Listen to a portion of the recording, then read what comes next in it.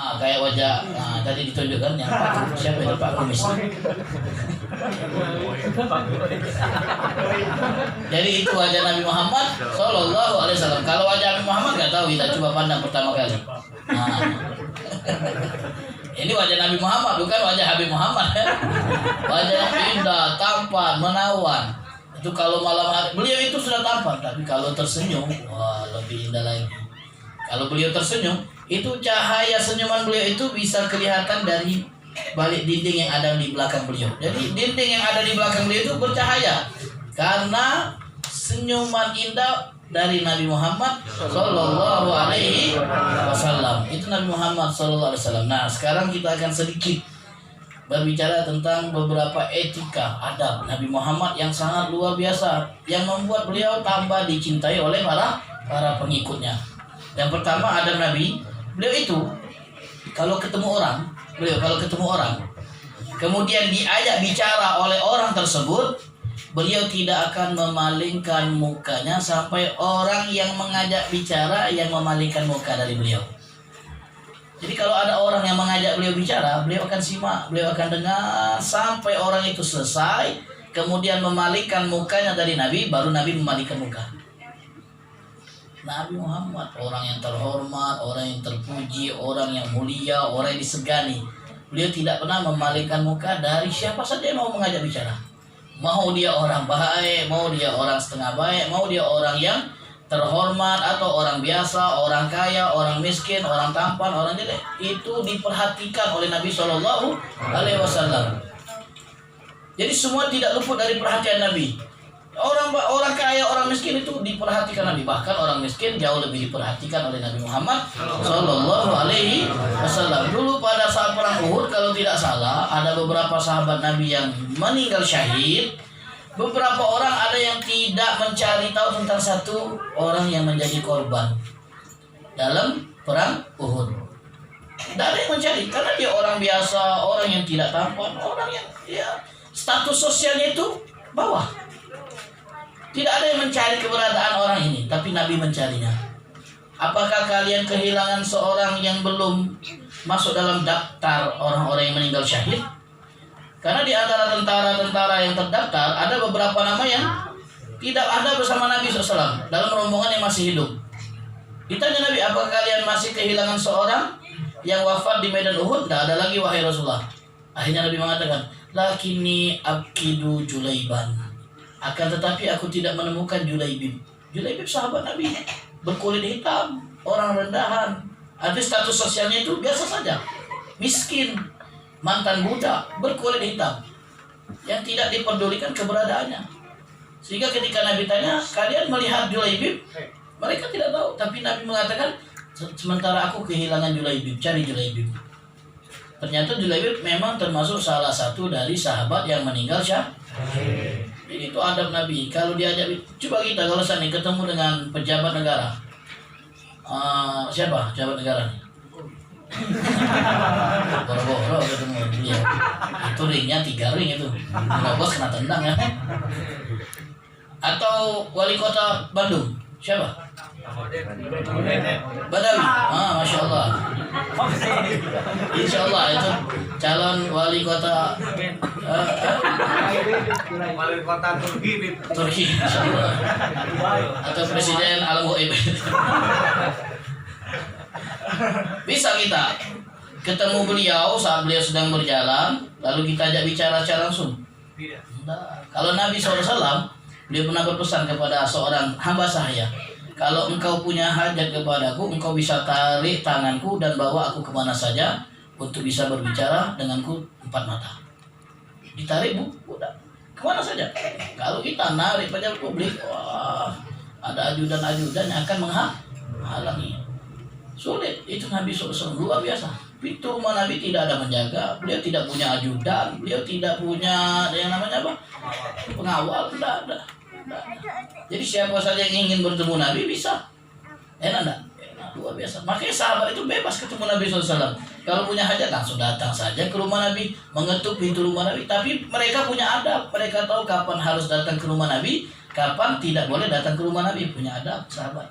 Kecuali orang-orang yang tidak tinggal di kota Madinah, nah yang tidak tahu bagaimana etika berjumpa Nabi, kadang-kadang mereka datang ke rumah Nabi di waktu-waktu yang Nabi itu sedang istirahat, sehingga dapat teguran dari Allah Subhanahu wa Ta'ala. Jadi enak dulu. Apalagi remaja-remaja orang atau anak-anak yang usianya tanggung, masih antara 10 sampai 15 tahun atau di bawah 10 tahun. Enak kalau ingin bertemu Nabi, gampang. Jadi Nabi itu kalau seandainya baru pulang dari perjalanan keluar kota dan baru sampai gerbang Madinah, itu sudah dihadang oleh bocah. Jadi bocah-bocah itu menghadang Nabi SAW. Masing-masing ingin dipegang oleh Nabi. Sabar Nabi Muhammad, capek dari perjalanan, baru selesai dari perang, otomatis ingin istirahat atau ketemu keluarga, tapi dihadang oleh bocah-bocah yang ingin dekat dengan Nabi SAW. Turun Nabi dari kendaraan, sebagian ada yang dinaikkan secara bergantian, ada yang hanya dielus kepalanya oleh Nabi Shallallahu Alaihi Wasallam. Sabar Nabi, capek, ingin segera istirahat, bertemu keluarga, tapi dihadang. Diladenin oleh Nabi SAW. Kalau kita pak capek, sabarnya bocil, dipegang, dielus. Sampai ada sahabat Nabi yang masih kecil, masih bocah, itu dielus kepalanya oleh Nabi. Dielus kepalanya oleh Nabi, dan hebatnya ternyata rambut yang disentuh oleh tangan Nabi itu tidak berubah. Kalau Badawi disentuh oleh Muhammad, botak rambutnya. Tidak berubah. Jadi semua yang tidak disentuh berubah. Hanya bagian yang tidak disentuh yang tidak berubah. Yang disentuh Nabi tidak. Oh, tangan Nabi SAW. Ada lagi bocah yang kebetulan dekat dengan Nabi, ingin mendekat, didoakan Nabi, Allahumma jamilhu, ya Allah buat dia ganteng. Oh, enak. Kalau dulu mau ganteng tinggal minta doa Nabi. Kalau sekarang tinggal make up, the power of make up sekarang. Muka keriput bisa kencang dengan make up. Minta didoakan Nabi, Allahumma jamilhu, ya Allah buat dia ganteng. Umur sudah 80 tahun tapi tidak ada keriput, ubah tidak ada satupun, masih gagah. Oh, enak. Dapat doa Nabi SAW, tapi tidak semua dapat. Hanya beberapa orang tertentu. Mau didoakan ganteng? Mau. Tapi ganteng-ganteng serigala atau ganteng-ganteng burung Arab. Enak kan? Dapat doa Nabi SAW. Ada yang didoakan kaya, ada yang didoakan berkah umurnya, ada. Wah, luar biasa doa Nabi SAW. Anas bin Malik sahabat Nabi didoakan, ya Allah banyakkan harta Anas. Wah, Anas jadi orang kaya. Ya Allah panjangkan umurnya. Anas termasuk orang yang panjang umur, usianya 90 tahun ke atas. Ya Allah berkahi dia, berkah hidup Anas bin Malik. Ya Allah masukkan dia surga. Dapat doa keempat masuk surga. Enak. Dapat doa Nabi Sallallahu Alaihi Wasallam. Jadi luar biasa. Mereka tidak terhalang dari Nabi, mendekat dengan Nabi mudah dan gampang. Itu adab Nabi Sallallahu Alaihi Wasallam, etika Nabi. Jadi beliau kalau diajak bermusyawarah salaman, beliau akan mengulurkan tangan kepada siapa saja yang mau bersalaman, dan beliau tidak menarik tangannya dari orang yang mengajak beliau salaman kecuali orang tersebut yang menariknya terlebih dahulu. Salaman dengan Nabi, kita salaman dengan Habib saja sudah senang luar biasa, apalagi salaman dengan Nabi SAW. Salaman dengan kiai kita senang luar biasa, apalagi salaman dengan Nabi SAW. Bermusuhah, tahu salaman kan? Berjabat tangan. Wah, lebih senang. Enaknya sahabat begitu. Kapan saja bisa berjabat tangan dengan Nabi SAW. Kadang-kadang cium kaki Nabi SAW. Dan sebagian Nabi larang karena terlalu berat. Sebagian Nabi biarkan. Demikian luar biasa enak. Ada sahabat Nabi namanya kalau tidak Abdurrahman bin Ibnul Aqwa, Salama Ibnul Aqwa, namanya Salama Ibnul Aqwa. Jadi saat beliau sedang sakit terbaring, dikunjungi oleh beberapa orang. Kemudian orang-orang ini ketika melihat Abdurrahman yang sedang terbaring sakit, beliau pun mengeluarkan tangannya. Tangannya itu sudah kapalan, mirip dengan lutut onta. Lutut onta itu bagian yang paling keras, dari bagian tubuh onta, keras. Karena dia sering duduk begini, jadi otomatis lututnya itu kapalan. Tahu kapalan kan? Keras. Tangan Abdul Salama Ibn Aqwa itu kapalan. Kita kalau melihat tangan orang seperti itu, ogah kan salaman kan? Wah, terjadi. Atau dikit corona. Kapalah. Tapi saat beliau mengatakan dengan tangan inilah aku membaiat Nabi Muhammad. Membaiat itu dengan jabat tangan. Dengan tangan inilah aku membaiat Nabi Muhammad. Langsung mereka berebut mengambil tangan Salamah ibn Aqwa dan dicium-cium. Disebutkan bahwasanya seorang tabi'in pernah mendapat hadiah namanya Abu Aliyah. Abu Aliyah ini seorang pakar tafsir, murid Abdullah bin Abbas radhiyallahu taala anhuma. Jadi dia pernah menerima apel, buah apel. Dari siapa? Dari sahabat Nabi Anas bin Malik. Buah apel dari sahabat Nabi Anas bin Malik diterima. Nah, ambil ini apel untuk kamu.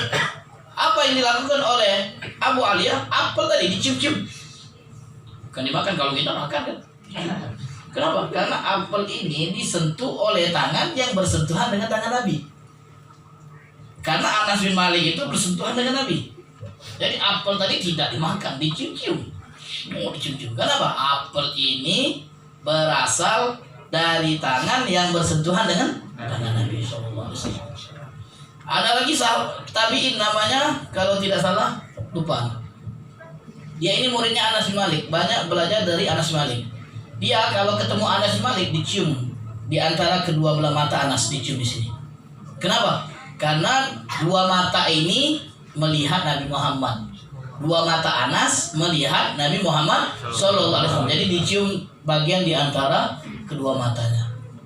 Tangan Anas itu kalau namanya Sabit Al-Bunani ya, Sabit Al-Bunani. Jadi tangan Anas ini kalau ketemu diambil dicium-cium.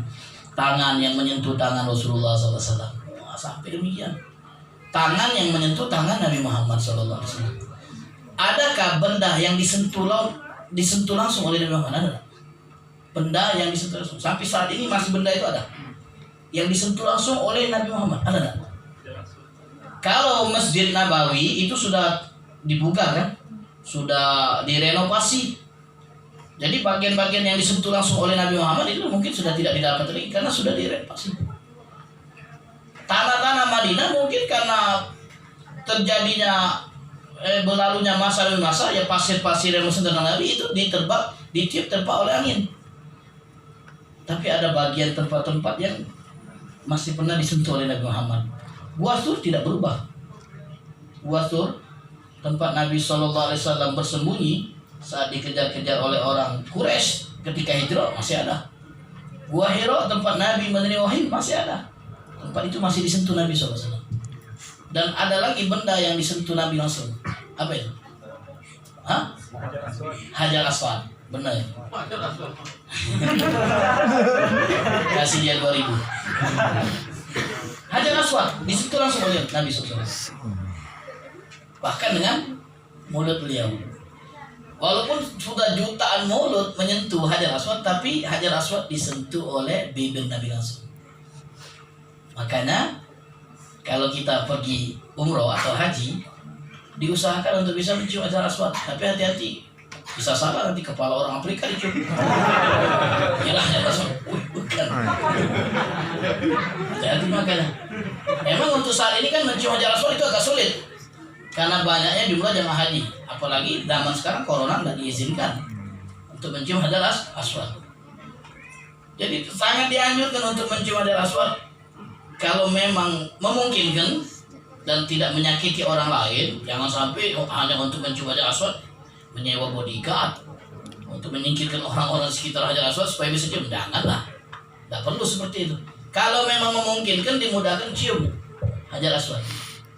Dan bayangkan bahwasanya di tempat tersebut Nabi SAW menempelkan mulutnya. Jangan pikirkan mulut orang lain. Habis cium tadi, sebelum kita tadi ada orang ya Afrika berkulit hitam misalnya aja kan, bibir tebal, maksud takut udah jadi nyawa Aswad. Jangan pikirkan nabinya. Nah, jadi demikian ya. Cium, pikirkan bahwa Nabi pernah menyentuh tempat itu dengan bibir beliau. Setelah itu pergi. Pergi. Nah, untuk yang tidak berkesempatan mencium Hajar Aswad, boleh ngambil berkah dari yang mencium. Betul. Ini pernah saya baca. Emang agak-agak aneh, agak riskan gimana itu. Tapi ini ditulis oleh Imam Ad-Dhahabi dalam kitab Syiar A'lamul Nubala. Jadi untuk mereka yang tidak berkesempatan pergi ke Mekah untuk bisa mencium Hajar Aswad yang pernah dicium Nabi, boleh mencium bibir orang yang menciumnya dengan mengatakan bibir yang mencium batu yang dicium oleh Nabi mengambil berkah. Jangan, bahaya itu.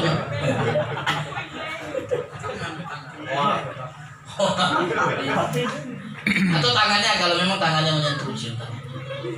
Cium tak? Tapi kalau jijik tapi kalau zaman sekarang kan tidak mungkin kan demikian? Tidak mungkin. Jadi demikian, menyentuh sesuatu yang bersentuhan dengan Nabi Sallallahu Alaihi Wasallam. Itu adab Nabi. Terakhir, adab Nabi Sallallahu Alaihi Wasallam. Nabi itu tidak pernah memilih menu dalam makan. Tidak pernah memilih. Harus ayam goreng, tak? Misal zaman dulu belum ada ayam goreng. Harus roti dengan taburan kismis, tidak milih Nabi. Harus daging, tidak milih. Apa yang disuguhkan itu yang boleh makan. Apapun, korma itu yang boleh makan. Misalnya bubur itu yang boleh makan. Roti itu yang boleh makan. Atau apapun yang dihidangkan itulah yang beliau makan. Tidak pernah meminta sesuatu yang tidak ada. Minta diadakan apa yang tidak ada. Ini kok nggak ada bala-balanya? Mau bala? Nah. Tidak pernah meminta apa yang tidak, yang dihidangkan itu yang itu adab Nabi Sallallahu Alaihi Wasallam. Makanya Nabi tidak pernah marah kepada istri untuk urusan menu makanan, tidak pernah marah.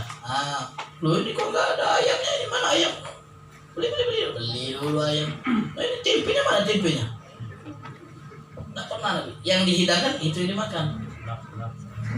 Apa yang dihidangkan oleh tuan rumah, kalau Nabi suka Nabi makan, kalau tidak suka Nabi tidak makan, kemudian Nabi tidak mengomentari. Maksudnya tidak mengomentari, tidak mencela makan apa ini tidak enak. Oh, ini batagor ini bata berapa ini? Somai apa congki ya, makan di sini kan? Cireng sebelah. Nah, pernah Nabi SAW. Kan Nabi pernah dihidangkan dog itu biawak gurun.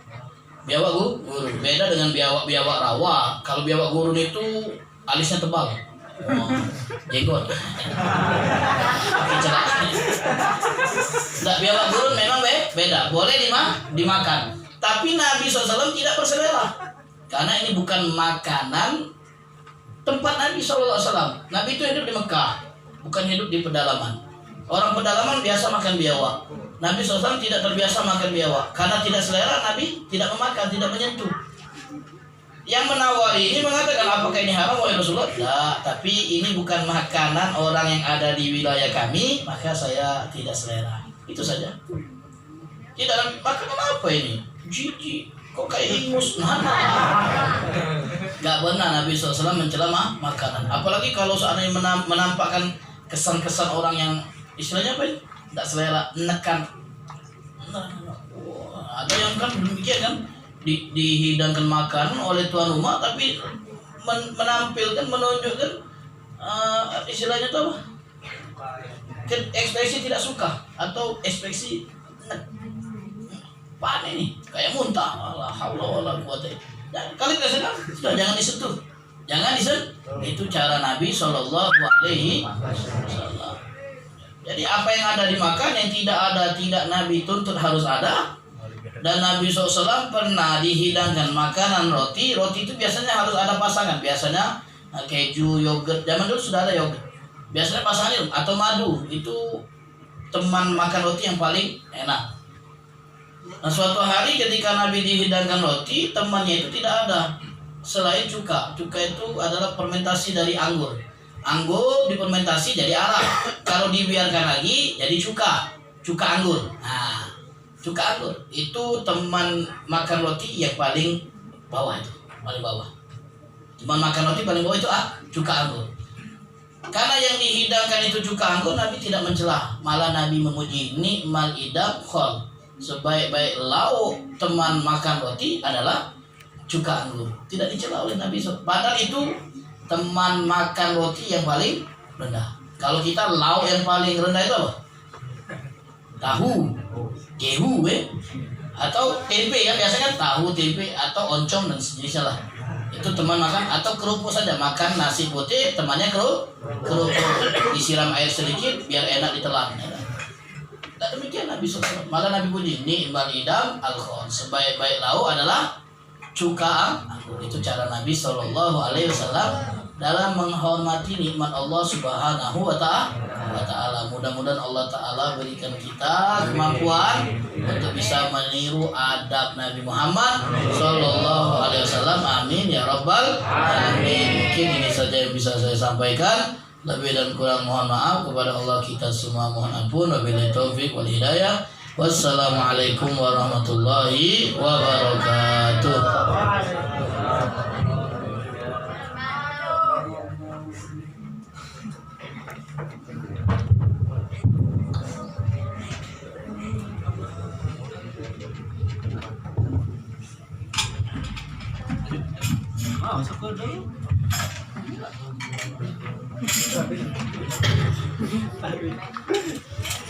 Ya Allah,